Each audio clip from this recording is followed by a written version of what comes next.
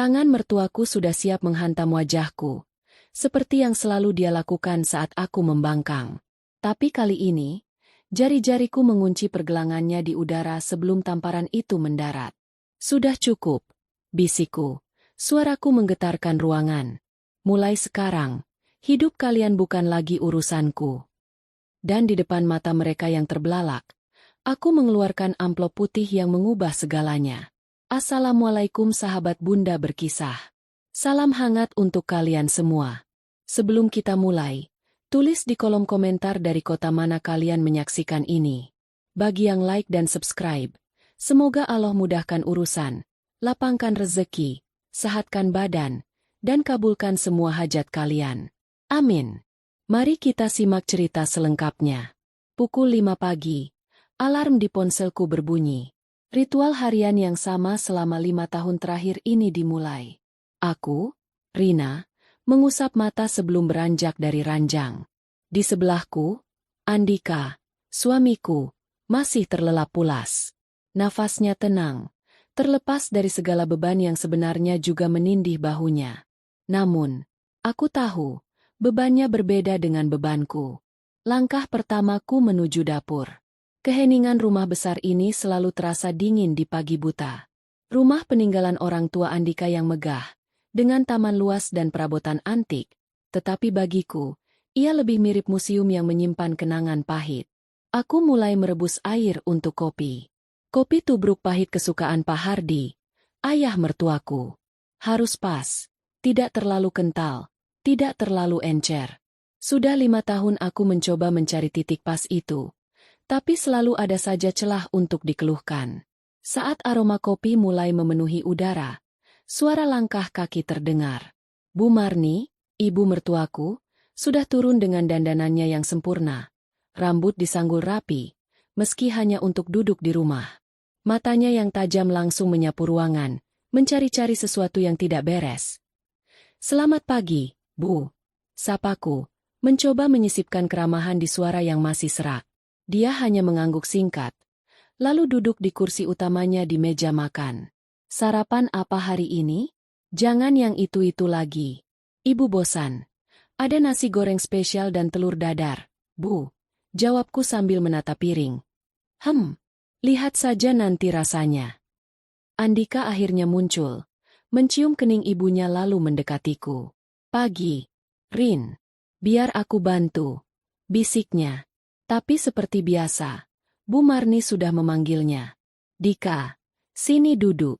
Ibu mau tanya soal mobil kemarin. Andika melempar pandangan minta maaf padaku sebelum menuruti panggilan ibunya. Hatiku selalu sedikit terjepit melihatnya. Dia pria baik, penyayang, tapi di hadapan orang tuanya, dia seperti anak kecil yang takut membuat kesalahan. Pak Hardi muncul kemudian. Koran pagi sudah di tangannya. Dia duduk, menerima kopi dariku, mencicipi sebentar, lalu wajahnya berkerut. Ini kopi atau air cucian beras? Rasanya aneh. Maaf, Pak. Saya buat seperti biasa. Jawabku, suara terkekang. Ya sudah, besok diperhatikan. Sarapan berlangsung dalam diam yang dipenuhi suara sendok berdentang. Aku makan sambil berdiri di dekat dapur. Sebuah tradisi tidak tertulis yang membuatku tidak pernah merasa seperti bagian dari keluarga ini di meja itu. Aku adalah penyedia, pelayan, dan penopang. Gajiku sebagai manajer senior di perusahaan konsultan multinasional lah yang membayar segalanya. Listrik rumah besar ini, air, pemeliharaan kolam renang, belanja bulanan mewah, tunjangan untuk kedua adik Andika yang kuliah di luar kota, bahkan uang, jajan, untuk mertuaku. Setelah mereka selesai, aku membereskan meja. Andika membantu membawa piring kotor. Aku minta maaf untuk tadi. Rin, mereka lagi banyak tekanan, bisiknya. Tekanan apa, Dika? Tekanan karena harus memilih arisan mana yang akan diikuti bulan depan. Tanyaku tanpa bisa menahan diri. Suaraku lebih getir dari yang kurencanakan. Andika menghela napas. Aku tahu ini berat. Tapi mereka orang tuaku. Usaha ayah bangkrut. Harga diri mereka hancur. Kita harus bantu. Membantu dan dimanfaatkan itu beda, Dika. kataku pelan sebelum masuk ke dapur. Pukul 7.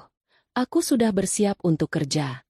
Baju kantor, sepatu hak tinggi, make-up sederhana. Di depan kaca, aku melihat seorang perempuan dengan mata lelah tapi bahu tegap. Rina yang kuat. Rina yang tak tergoyahkan. Itulah topeng yang kupakai setiap hari. Di luar, Bu Marni sedang asyik berbincang dengan tetangga tentang rencana jalan-jalan ke Bali bulan depan. Tentu dengan biaya dariku. Baku mencium pipi Andika yang sedang membaca berita di ponselnya. Aku berangkat. Hati-hati, sayang. Nanti malam, kita bicara, ya? Matanya penuh janji yang sudah sering kali terucap tapi jarang terrealisasi. Iya, jawabku singkat. Di mobil, dalam perjalanan menuju kantor, barulah aku bisa menarik napas panjang. Di sini, aku bukan Rina si menantu pelayan. Aku adalah Rina, sang profesional yang dihormati. Tapi beban di pundakku terasa semakin berat. Lukisan kehidupan rumah tanggaku tampak indah dari luar. Rumah megah, mobil bagus, keluarga lengkap. Tapi lapisan catnya mulai mengelupas, menunjukkan kanvas yang rapuh dan mulai lapuk.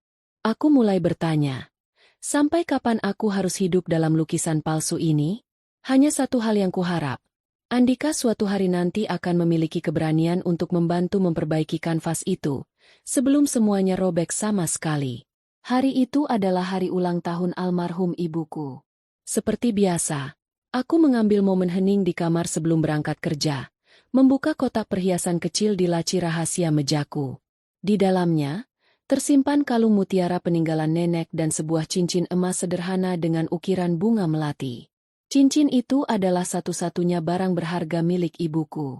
Dia selalu memakainya, bahkan ketika tangan beliau sudah keriput. Katanya, cincin itu adalah pengingat untuk selalu kuat dan harum seperti bunga melati, dimanapun ditanam. Aku mengelusnya, merasa seolah mendapat kekuatan. Ibu, beri aku kekuatan hari ini. Bisikku sebelum dengan hati-hati meletakkannya kembali dan mengunci laci.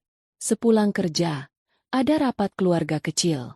Bu Marni mengumumkan rencana perayaan hari besar agama yang akan datang, yang tentu membutuhkan dana tidak sedikit. Aku hanya mengangguk, sambil menghitung dalam hati budget yang harus diatur ulang. Malamnya, saat aku hendak mengambil krim malam dari laci yang sama, jantungku langsung berdebar kencang. Kotak perhiasan itu ada, tapi cincin melati ibuku hilang. Panik. Aku mengobrak-abrik isi laci, merogoh ke setiap sudut, bahkan berlutut untuk memeriksa lantai. Tidak ada. Dadaku sesak. Aku langsung menghampiri Andika yang sedang menonton televisi di ruang keluarga. Dika, kamu lihat cincin emas ibuku? Yang ada ukiran melati? Tanyaku, suara bergetar. Tidak, Rin. Terakhir aku lihat kamu simpankan, katanya, mulai memperhatikan kegelisahanku. Iya, tadi pagi aku lihat masih ada. Sekarang hilang. Keributan kecil ini menarik perhatian mertuaku yang sedang bermain catur di teras. Mereka masuk ke kamar. Hilang? Pasti kamu salah taruh. Rina, kamu kan sibuk sekali. Kerja ini itu. Ingatannya jadi kacau. Ucap Bu Marni sambil menggeleng-gelengkan kepala. Tidak mungkin, Bu. Aku sangat hati-hati dengan cincin itu. Aku simpan di sini, dan laci ini selalu aku kunci. Bantahku, mencoba menahan air mata yang mulai menggenang. Pak Hardi menyeringai. Kunci bisa saja lupa diputar. Atau mungkin, dia berhenti, menatapku dengan pandangan yang membuatku tidak nyaman. Kamu butuh uang tunai cepat untuk sesuatu? Diam-diam menjualnya? Tidak apa-apa, bilang saja. Kita maklum. Lebih sakit dari tamparan. Air mata yang kutahan akhirnya menetes. Apa? Pak Hardi, bagaimana bisa Bapak menuduh seperti itu? Itu peninggalan ibu saya. Tak ternilai harganya. Ya, karena tak ternilai, harganya pasti mahal. Sahut Bu Marni dengan logika yang menyayat hati. Aku menatap Andika. Memohon dengan mataku. Katakan sesuatu. Bela aku. Andika berdiri. Wajahnya pucat. Bu, Pak, jangan asal tuduh. Rina pasti tidak akan jual cincin itu. Dika, kamu terlalu percaya. Ibu tahu perempuan-perempuan karir sekarang butuh uang untuk penampilan, untuk jaga status di kantor. Gajinya besar tapi habis untuk apa? Bu Marni menyambung. Ucapannya seperti racun yang merayap perlahan. Aku tidak tahan lagi.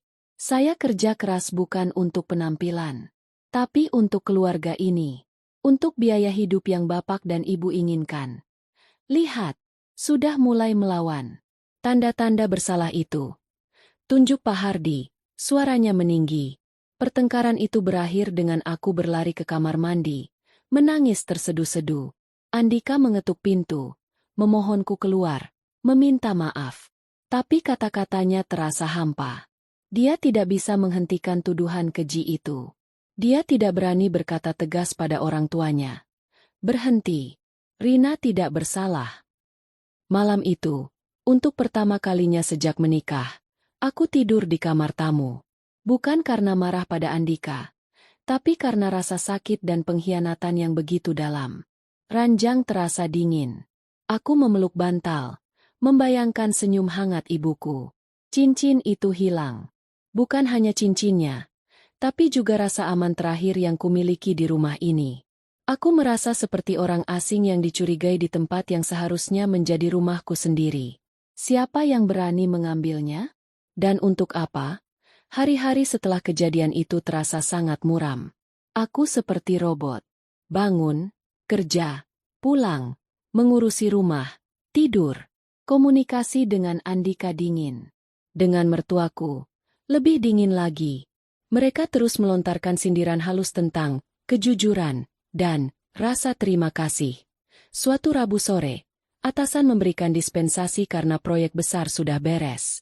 Aku pulang lebih cepat dari biasanya. Jam baru menunjukkan pukul 3 sore. Saat membuka pintu pagar, aku melihat mobil Pak Hardi tidak ada. Biasanya dia tidak pergi di jam segini. Rumah tampak sepi. Aku masuk dengan hati-hati, melepas sepatu.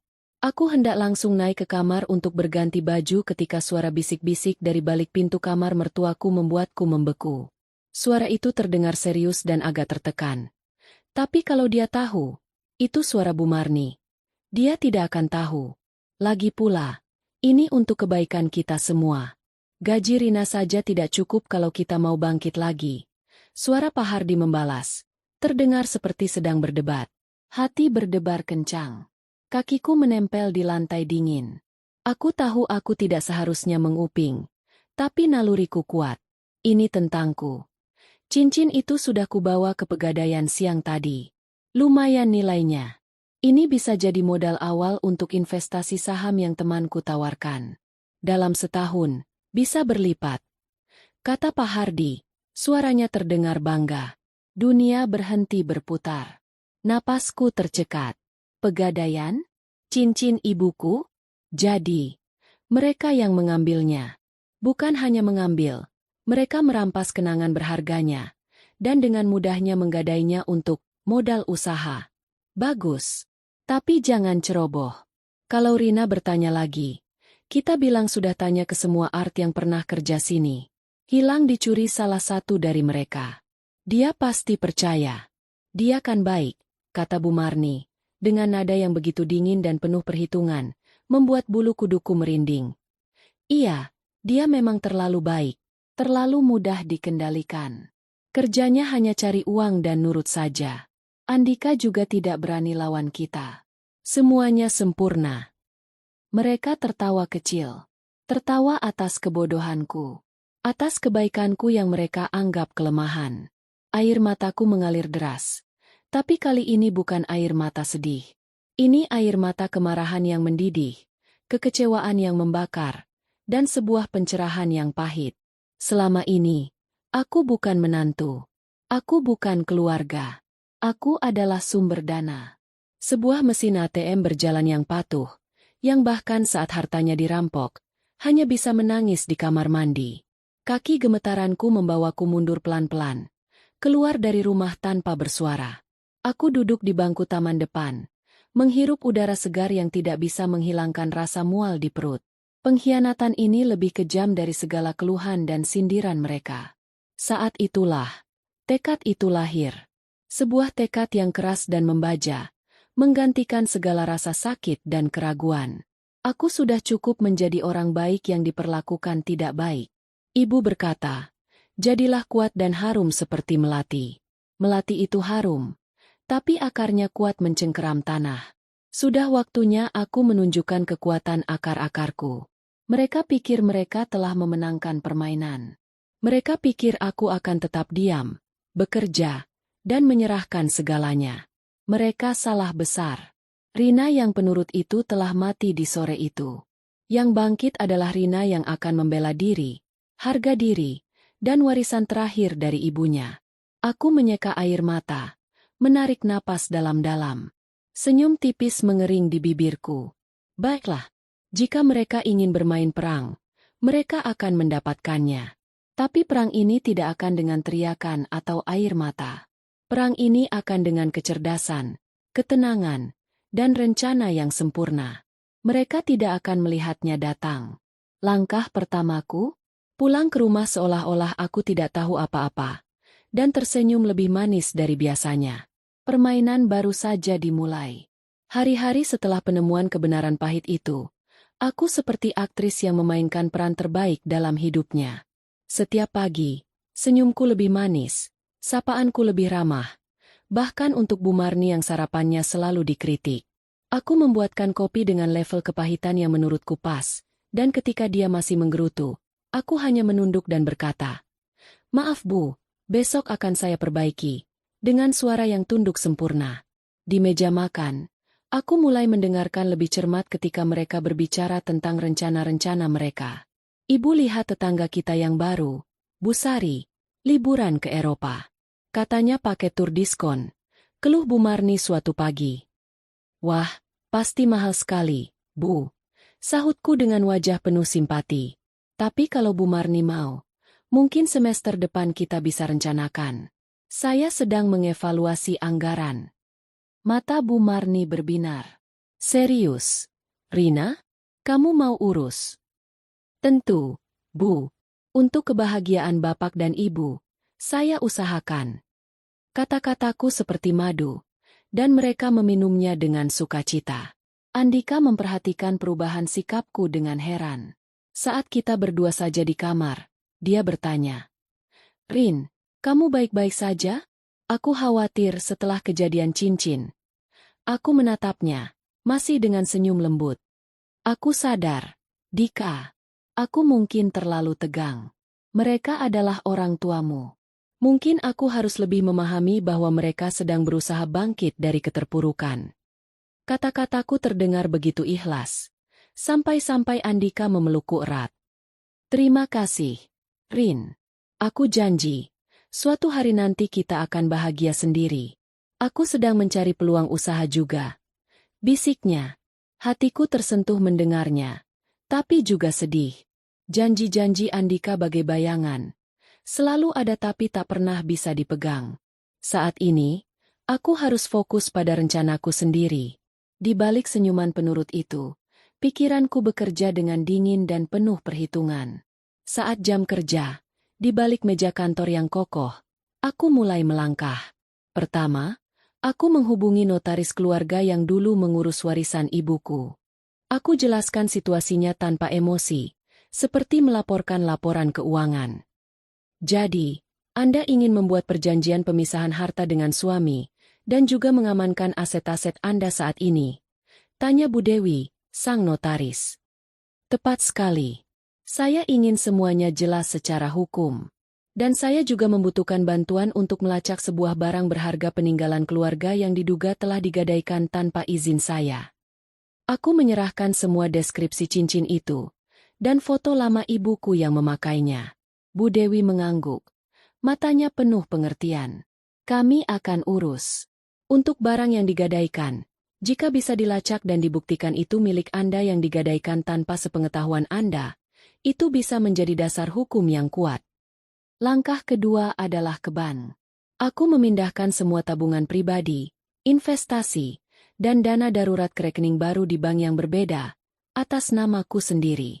Proses ini kulakukan pelan-pelan, dengan nominal yang tidak mencolok, agar tidak memicu alarm.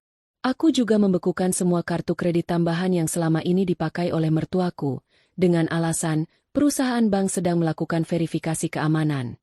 Setiap sore, pulang kerja, aku tetap membawa oleh-oleh kecil, kue kesukaan Bu Marni, atau majalah properti untuk Pak Hardi. Ini, Bu, saya lihat ada promo di toko kue. Langsung teringat Bu Marni. Hadiah-hadiah kecil itu semakin membuat mereka percaya bahwa aku telah kembali menjadi Rina yang penurut dan mudah diatur. Mereka pun semakin leluasa memamerkan rencana-rencana mereka. Rina, bulan depan acara pernikahan keponakan ibu. Kita harus kasih amplop yang pantas. Ya, jangan malu-maluin. Pinta Bu Marni suatu malam. Tentu, Bu. Berapa biasanya? Tanyaku sambil membuat catatan di ponsel, seolah-olah itu adalah daftar belanja penting. Minimal 3 juta. Kita kan keluarga besar. Harus terlihat baik. Aku mengangguk. Siap, Bu. Nanti saya sisihkan. Di kamarku, catatan itu bukan daftar belanja, tapi daftar kezaliman. Setiap permintaan, setiap keluhan, setiap rencana mereka yang menguras tenaga dan kantongku, kudokumentasikan dengan rapi. Tanggal, jumlah uang, dan alasan yang mereka berikan. Ini adalah kumpulan bukti yang akan memperkuat posisiku nanti. Suatu malam, saat semua sudah tidur, aku berdiri di balkon kamar. Udara malam menyentuh kulitku. Aku melihat bintang-bintang di langit gelap. Aku teringat ibuku. Ibu, bisikku pelan. Aku mungkin tidak bisa seharum melati seperti ibu dulu. Tapi aku akan sekuat akarnya. Aku akan melindungi segala yang ibu tinggalkan untukku. Perasaan bersalah sempat menyelinap. Apakah aku menjadi licik? Tapi kemudian kuingat suara tawa dingin mereka dari balik pintu. Ingat bagaimana mereka dengan mudahnya menggadaikan cincin ibuku. Ini bukan kelicikan. Ini adalah pertahanan diri. Ini adalah perang untuk mengambil kembali kendali atas hidupku sendiri. Aku menarik napas dalam. Babak persiapan hampir selesai. Notaris sudah mengirimkan draft perjanjian. Data cincin yang digadaikan sedang dilacak. Rekening-rekening sudah aman. Saatnya nanti, aku akan memberikan kejutan terbesar dalam hidup mereka. Dan untuk itu, aku harus tetap sabar, tetap tersenyum, dan terus memainkan peran, menantu ideal, sampai waktunya tiba. Aku kembali ke kamar, memandang Andika yang tidur dengan tenang. Sedih. Karena dalam rencana besarku, dia juga akan terluka. Tapi pilihannya nanti akan menentukan di pihak mana dia akan berdiri. Atau, seperti biasanya, dia mungkin tidak akan memilih sama sekali. Bulan berganti. Aku telah menjadi penonton yang sangat sabar dan pendengar yang sangat baik. Setiap akhir pekan, saat keluarga berkumpul di ruang keluarga, aku duduk di pinggir, menyimak dengan saksama. Pasar saham lagi bagus. Tapi butuh modal tambah, ujar Pak Hardi suatu sore. Matanya sekilas menatapku. Wah, sayang sekali. Tapi saya yakin Bapak pasti bisa cari cara. Sahutku dengan semangat palsu. Kalau perlu, saya bisa bantu cari informasi soal pinjaman lunak untuk usaha. Mereka semakin yakin aku berada di pihak mereka. Bahkan, Bu Marni mulai mengeluh tentang hal-hal yang lebih sepele, seperti pelayan rumah tangga yang menurutnya kurang cekatan. Rina, kamu yang cari art baru ya? Yang muda dan kuat. Ibu mau ajari dari nol. Baik, Bu. Saya cari minggu depan. Jawabku, sambil berpikir bahwa tak lama lagi, mereka yang mungkin butuh melamar menjadi art. Puncaknya adalah di akhir bulan, tepat seminggu sebelum hari gajian. Mereka mengadakan rapat keluarga tanpa kehadiranku. Aku dengan sengaja pulang agak terlambat, dan dari luar, aku bisa mendengar suara mereka yang bersemangat. Aku tidak menguping. Aku sudah bisa menebak isinya. Keesokan harinya, Bu Marni mendatangiku saat aku sedang merapikan taman kecil. Rina, Ibu dan Bapak mau bicara sesuatu. Aku memberhentikan pekerjaanku, menyapa dengan senyum. Iya, Bu. Ada apa? Kamu tahu, adik-adiknya Andika butuh biaya lebih untuk penelitian akhir. Lalu, tunjangan bulanan untuk kami, Mengingat harga-harga sekarang, sepertinya perlu dinaikkan. Dan, ibu mau ikut arisan baru, yang anggota-anggotanya orang-orang penting. Iuran awalnya lumayan, tapi nilai arisannya besar. Dia menyebutkan angka yang membuatku, meski sudah bersiap, tetap terengah di dalam hati. Jumlah itu hampir menghabiskan setengah gajiku. Ini adalah ujian terakhir mereka. Seberapa jauh mereka bisa mendorongku? Aku tidak langsung menjawab. Aku memandang tanaman melati di pot kecil, yang kutanam sendiri sebagai pengingat ibuku. Bunganya sedang mekar harum. Aku menarik napas, lalu menatapnya. Wajahku terlihat berpikir serius. Ini permintaan yang besar, Bu. Tapi, aku berhenti sejenak, melihat harapan di matanya. Tapi untuk keluarga, saya akan usahakan. Beri saya waktu sampai hari gajian nanti. Saya akan atur semuanya. Wajah Bu Marni berseri-seri. Dia bahkan menyentuh bahuku. Sebuah kelembutan yang sangat langka. Ibu tahu kamu anak yang baik. Andika beruntung punya kamu.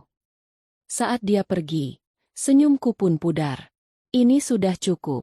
Ini adalah bukti ketamakan mereka yang tak terbantahkan.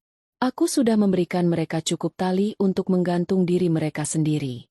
Hari-hari terakhir sebelum hari itu, kuhabiskan untuk menyempurnakan segalanya. Notaris telah menyelesaikan semua dokumen.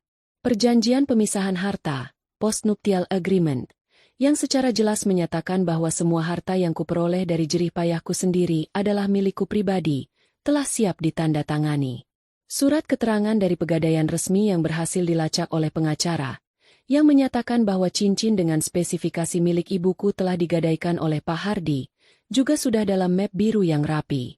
Bahkan, aku sudah menyewa sebuah unit apartemen kecil sederhana sebagai tempat perpindahan mereka nanti.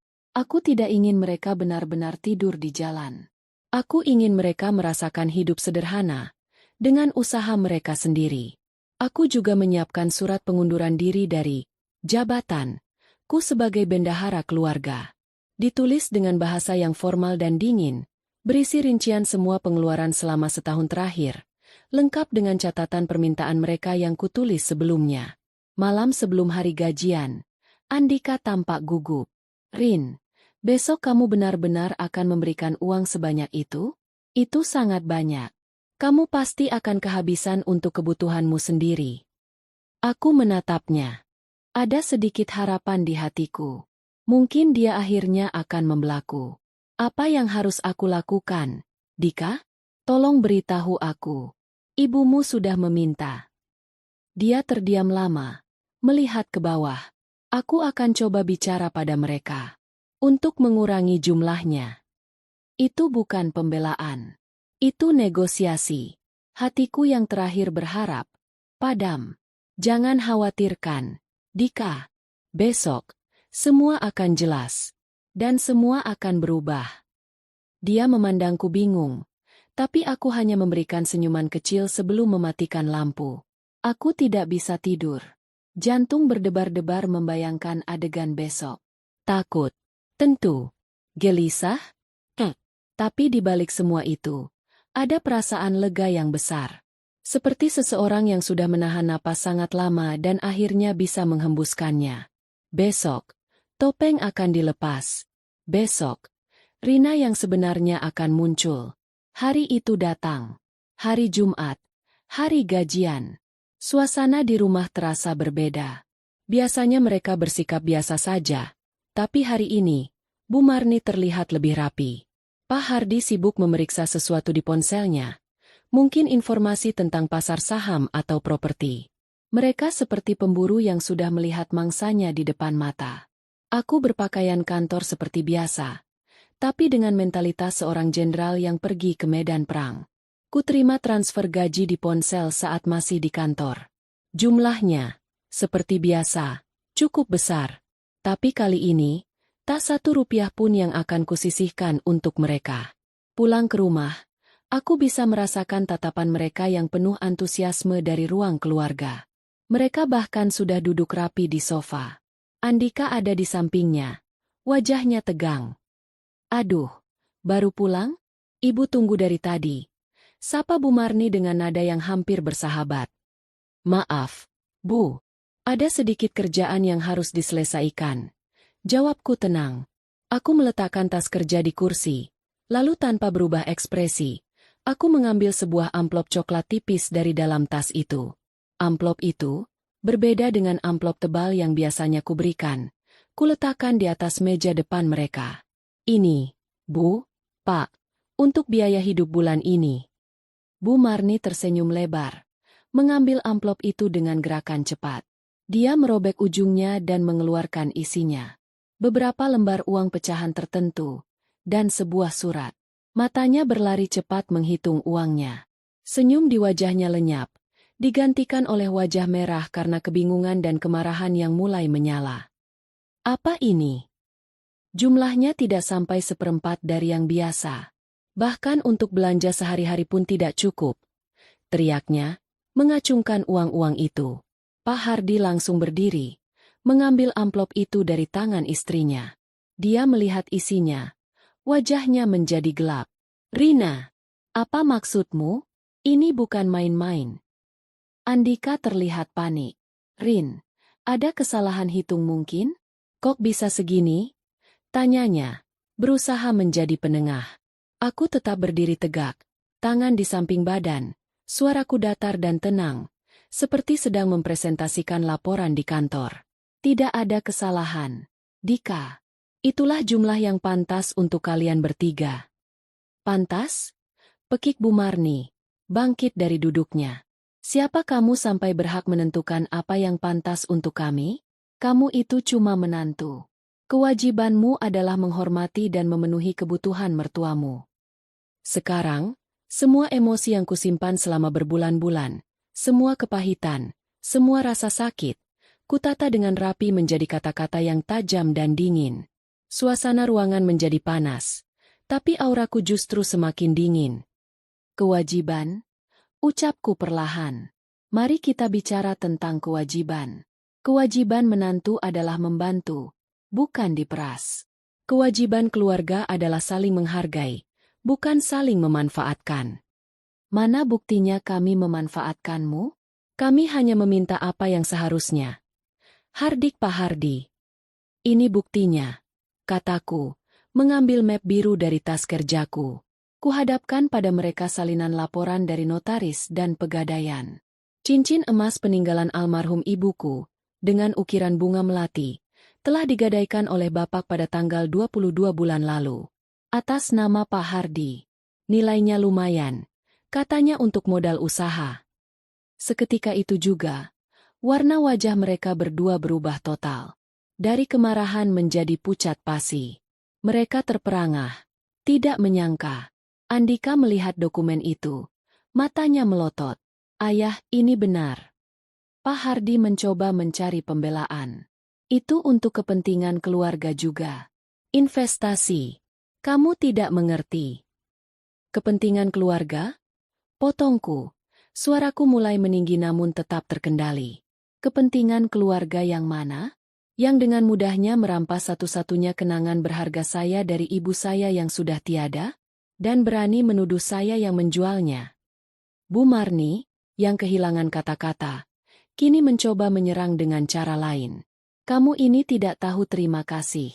Setelah semua yang kami berikan, rumah ini, statusmu sebagai istri anak kami.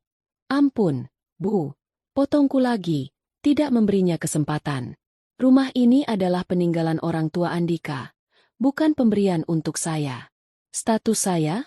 Sejak kapan status sebagai mesin ATM dan tersangka pencuri menjadi sebuah kehormatan? Aku mengambil napas panjang. Saatnya untuk pukulan final.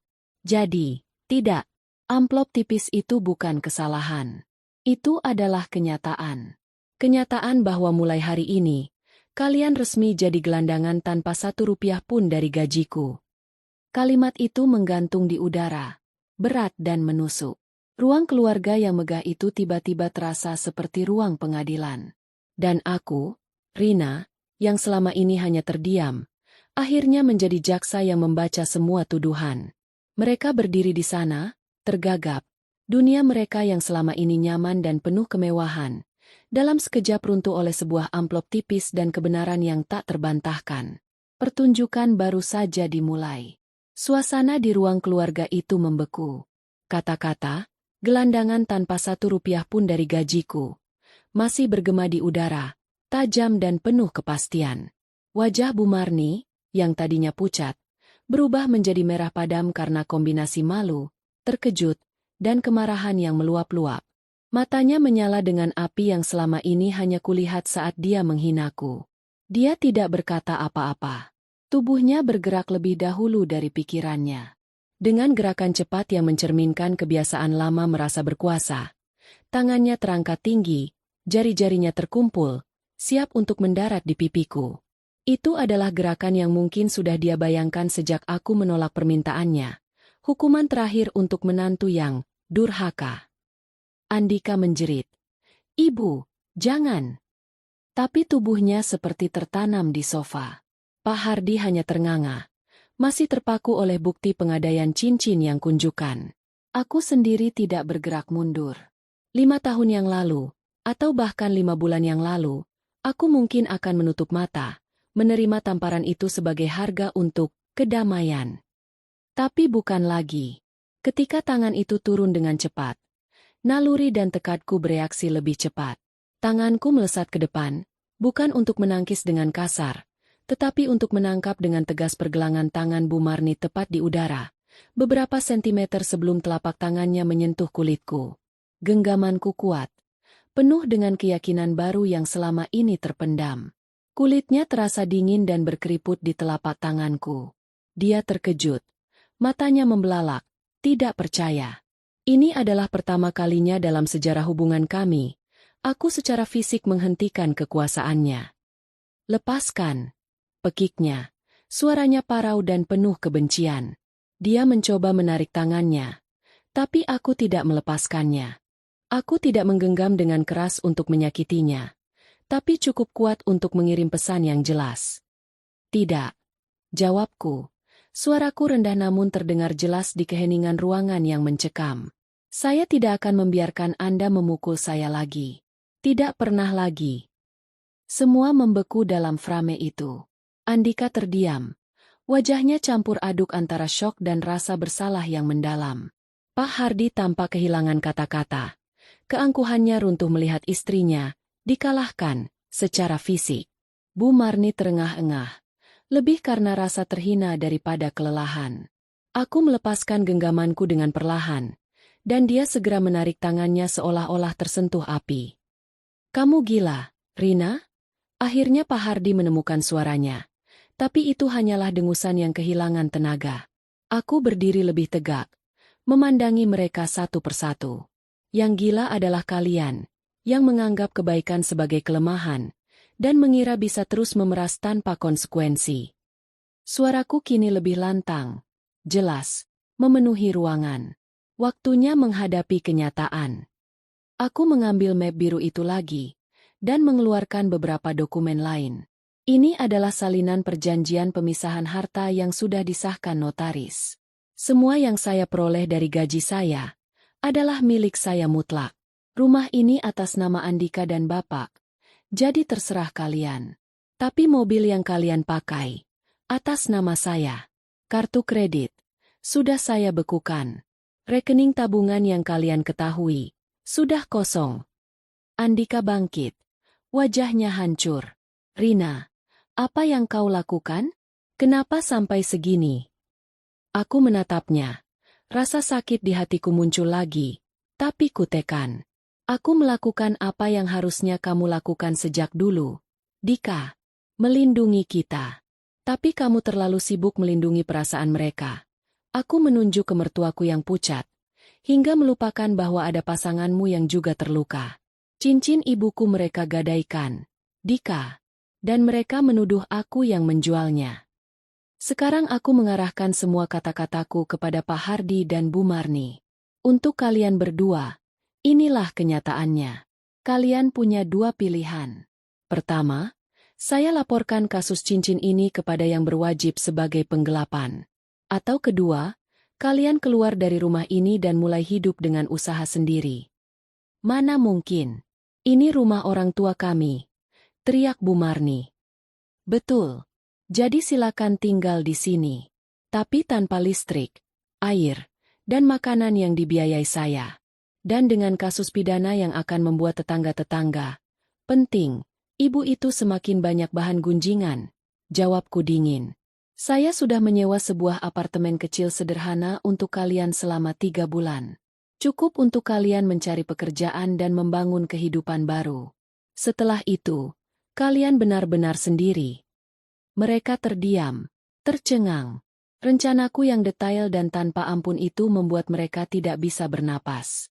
Mereka terbiasa memegang kendali, dan sekarang kendali itu direbut sepenuhnya. Dan kamu, Dika, lanjutku, suaraku lebih lembut tapi tetap tegas. Kamu bebas memilih. Tinggal di sini dengan mereka, atau memulai sesuatu yang baru. Tapi hubungan kita butuh pertobatan yang nyata, bukan sekadar janji. Saat ini, aku butuh ruang dan waktu. Aku mengambil tas dan map berisi dokumen-dokumen pentingku. Petugas dari pengelola apartemen akan menjemput kalian besok pagi dengan mobil pindahan. Silakan kemasi barang-barang pribadi kalian. Perabotan dan barang mewah di sini. Silakan jual jika butuh uang. Tapi ingat, itu bukan lagi tanggung jawabku.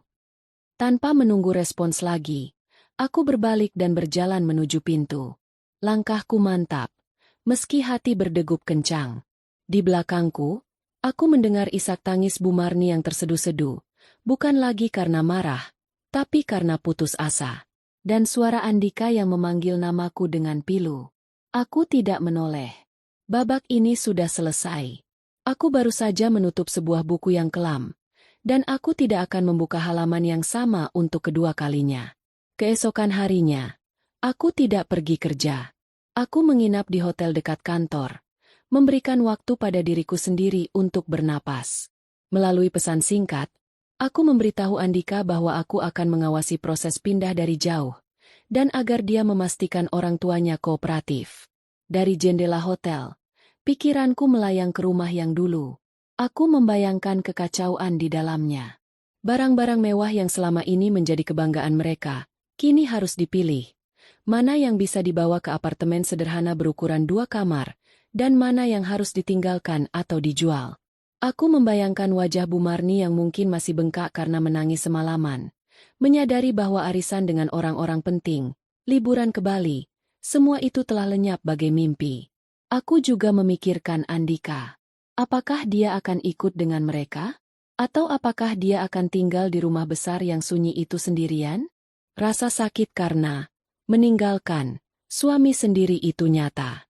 Tapi rasa sakit karena terus berada dalam hubungan yang tidak menghargai dan merendahkan diriku lebih besar.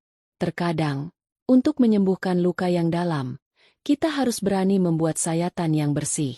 Siang hari, aku menerima laporan dari petugas apartemen bahwa mereka sudah pindah. Prosesnya berjalan lancar, meski dengan banyak air mata dan protes dari Bu Marni. Mereka membawa beberapa koper dan kardus berisi pakaian serta barang-barang pribadi. Sisanya, mereka titipkan untuk dijual oleh Andika. Aku juga menerima pesan dari Andika. Isinya panjang, penuh penyesalan. Dia meminta maaf untuk segala kelalaiannya, ketidakberaniannya, dan kebisuannya saat aku disakiti. Dia mengatakan bahwa dia memilih untuk tinggal di rumah orang tuanya dulu, untuk memastikan mereka baik-baik saja dan membantu mereka beradaptasi. Dia menulis, "Aku tahu ini konsekuensi dari sikapku. Aku tidak memintamu kembali sekarang. Tapi tolong, jangan tutup pintu untukku selamanya. Beri aku kesempatan untuk membuktikan bahwa aku bisa berubah." Aku membacanya berulang kali. Air mataku jatuh. Masih adakah cinta? Ya. Tapi apakah cukup? Belum.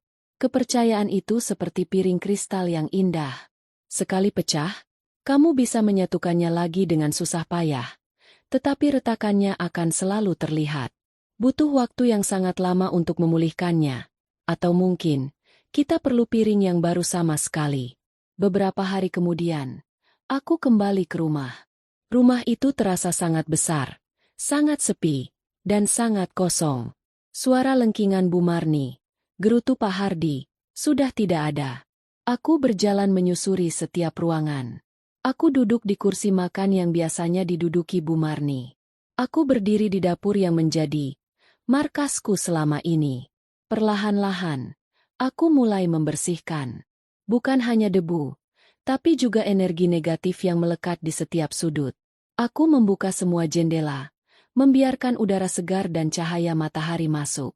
Aku memindahkan perabotan, mengganti tirai, menata ulang ruang keluarga. Aku ingin rumah ini benar-benar berubah, menjadi tempat yang membawa kedamaian, bukan kenangan pahit.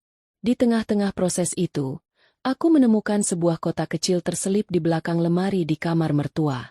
Isinya adalah beberapa surat dan album foto lama.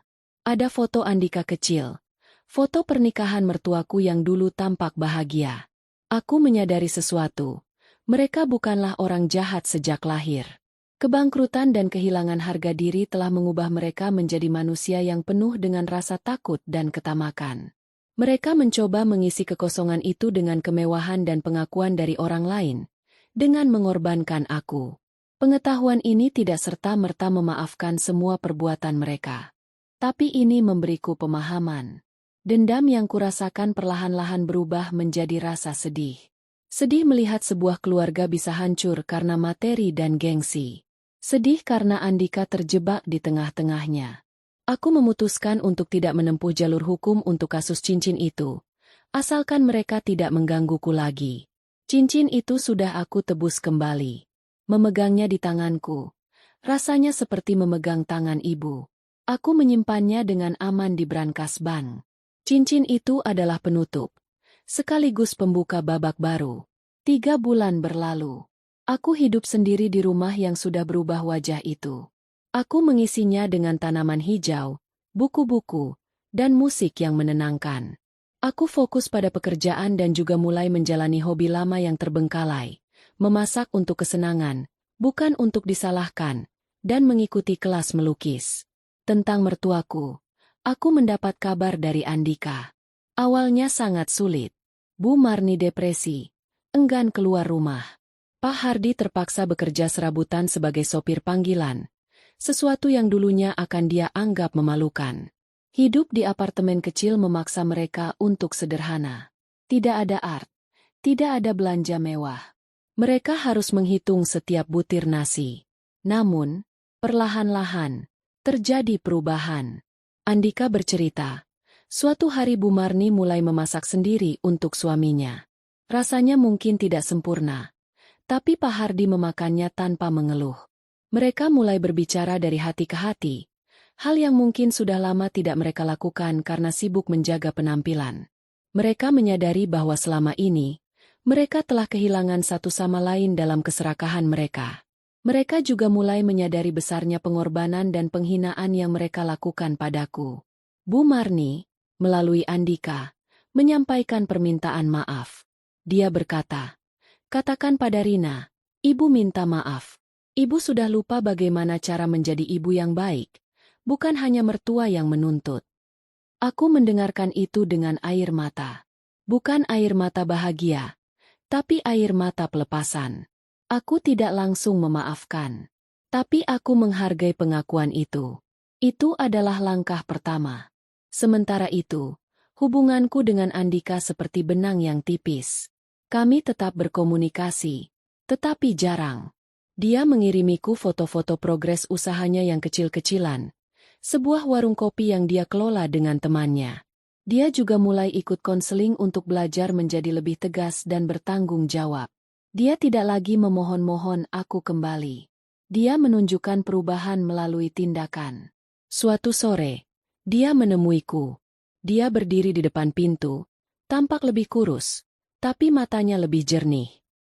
"Aku tidak datang untuk membujukmu kembali, Rin," katanya. "Aku datang untuk mengembalikan ini." Dia memberikan sebuah kotak. Di dalamnya ada sebuah kalung mutiara cantik. "Ini dari hasil pertama usahaku. Bukan dari uang orang tua, bukan dari gajimu. Murni dari jerih payahku. Sebagai simbol permintaan maaf yang tulus." Aku menerimanya. Terharu. Dika. Dengarkan dulu. Potongnya. Aku mengerti sekarang. Cinta itu bukan tentang memiliki, tapi tentang menghormati. Aku tidak menghormatimu selama ini. Aku membiarkan orang tuaku menyakitimu. Aku tidak layak mendapat kesempatan kedua. Tapi aku berjanji, aku akan terus berubah.